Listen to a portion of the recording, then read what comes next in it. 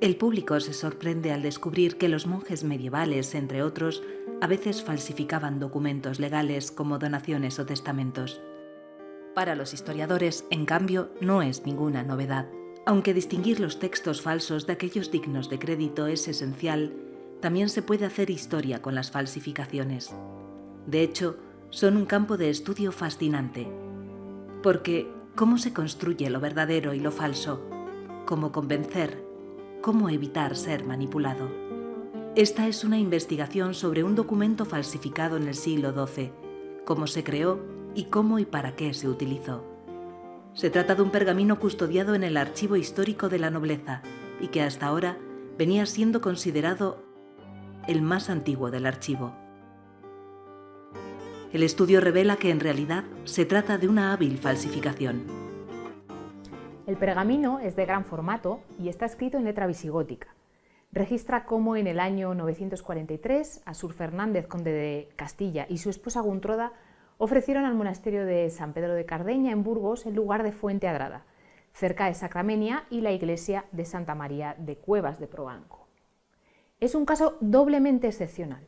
Primero, porque apenas han sobrevivido documentos del periodo condal castellano, y segundo, porque los documentos del archivo de Cardeña se han perdido casi en su totalidad. Sin embargo, un examen atento detecta peculiaridades importantes en el pergamino. Lo primero que llama la atención es la preparación de la página. Se pautó presionando sobre el pergamino con una punta seca, pero luego el escriba no utilizó ese pautado tal cual, sino que escribió solo en una línea de cada dos. Esto es muy infrecuente. ¿Acaso utilizó un pergamino que ya estaba pautado previamente? ¿O es que el pautado no se ajustaba bien a la escritura visigótica que pensaba utilizar? Pero además, su escritura tiene rasgos impropios del siglo X. Mezcla la letra visigótica redonda con elementos de la escritura cursiva de una manera anómala y usa abreviaturas de tipo carolino. Estos y otros rasgos delatan a un escriba que se esfuerza por imitar una escritura antigua que le es menos familiar. Aún así, el resultado final fue suficiente para pasar el documento por auténtico.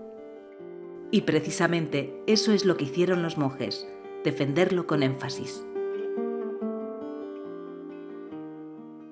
El texto de la adoración de 943 se conserva también en una copia en el cartulario del siglo XI conocido como Becerro Gótico de Cardeña, que actualmente se conserva en la Biblioteca Zabalburu de Madrid.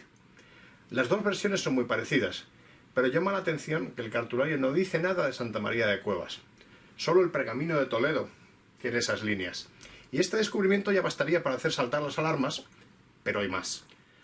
En 1175, el monasterio se enfrentó en un juicio con los concejos de Peñafiel y Castillo de Duero por la posesión de la iglesia de Santa María de Cuevas, precisamente. La abadía ganó el juicio presentando el documento que probaba sus derechos y a dos monjes que juraron que era auténtico. Este documento que presentaron, sin duda, era nuestro pergamino toledano, cuyos anómalos rasgos paleográficos concuerdan con una elaboración en la segunda mitad del siglo XII, tomando como modelo el original de 943. Todavía hay un argumento más a favor de esta explicación. A mediados del siglo XIII rebrotó el conflicto con los concejos y el monasterio preparó un dossier que incluía el documento falsificado y una transcripción en letra gótica para facilitar su lectura. Y esta transcripción también se conserva en Toledo y es tan exactamente concordante con nuestro pergamino que no deja lugar a dudas. El documento falso conservado en Toledo es el mismo con el que Cardeña defendió sus intereses en los tribunales. Tras esta investigación, su valor ya no reside en ser el documento más antiguo del archivo, sino en ser un ejemplo excepcional de las herramientas con las que en la Edad Media se podía reescribir el pasado en beneficio propio. Las habilidades técnicas y la autoridad moral y religiosa se combinaron para construir una verdad creíble, anclada en un pasado prestigioso e idealizado. La investigación demuestra que explorar cómo se manipula y se reinventa el pasado es clave para conocer mejor la historia.